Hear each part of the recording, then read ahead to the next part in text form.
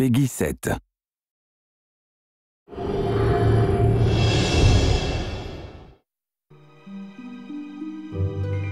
Disney Epic Mickey, The Power of Two, was always planned to be about Oswald as a featured player. Now you get to be. Oswald is the quintessential forgotten Disney character. He was a major superstar in his time, and I think using him in Wasteland to be the driving force of what's going on there is the perfect choice.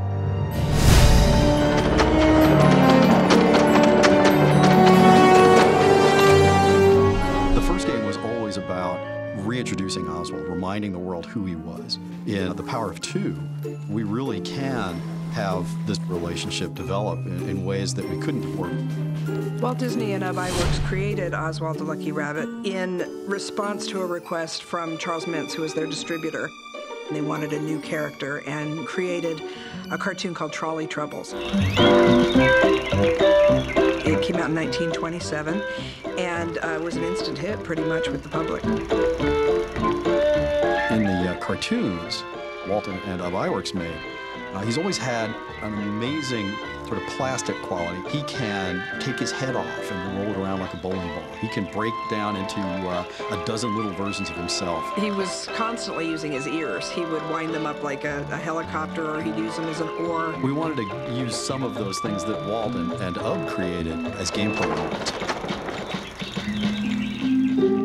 When Walt went back to New York to renegotiate the next year's series of cartoons, Charles Mintz told him at the time, not only am I not going to give you more money for these cartoons, but I actually own the character through your contract, and I've hired away most of your animators, and so you're going to have to do things the way I want you to.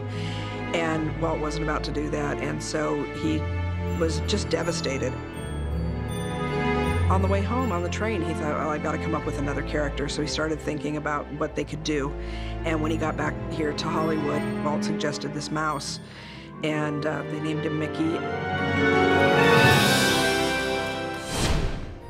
Bob Iger, who was the CEO of the company, was very involved in negotiations with Universal in 2006 to let Al Michaels, the sportscaster, out of his contract with ABC.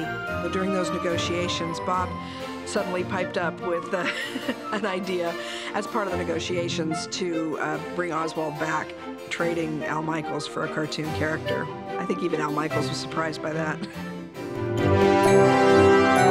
Having something like this come up, something cutting edge and brand new, reawaken an interest in a character that's been gone for over 80 years is really exciting to a historian. But the fact that he's taking that next step is huge for me. I love that little guy to death, and I want to see him as big and as famous as Mickey. So this is his next step towards having his own star on the Hollywood Walk of Fame, you know?